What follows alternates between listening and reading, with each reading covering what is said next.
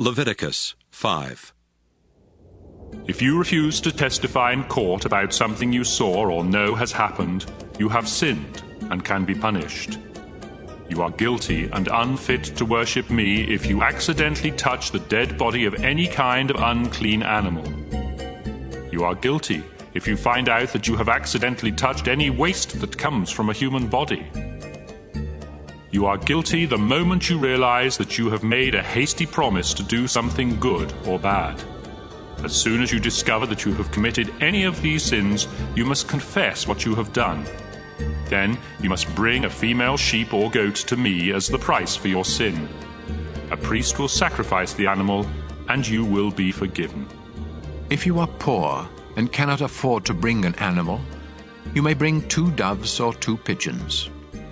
One of these will be a sacrifice to ask my forgiveness, and the other will be a sacrifice to please me.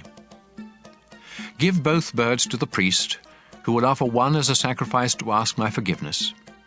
He will wring its neck without tearing off its head, splatter some of its blood on one side of the bronze altar, and drain out the rest at the foot of the altar. Then he will follow the proper rules for offering the other bird as a sacrifice to please me. You will be forgiven when the priest offers these sacrifices as the price for your sin.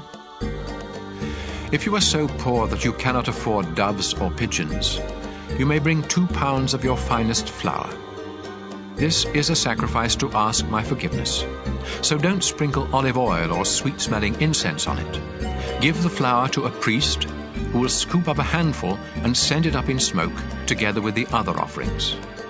This is a reminder that all of the flour belongs to me. By offering this sacrifice, the priest pays the price for any of these sins you may have committed.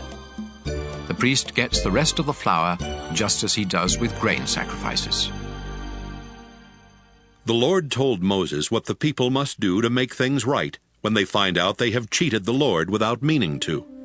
If this happens, you must either sacrifice a ram that has nothing wrong with it, or else pay the price of a ram with the official money used by the priests. In addition, you must pay what you owe plus a fine of 20%. Then the priest will offer the ram as a sacrifice to make things right, and you will be forgiven. If you break any of my commands without meaning to, you are still guilty and you can be punished. When you realize what you have done, you must either bring to the priest a ram that has nothing wrong with it, or else pay him for one.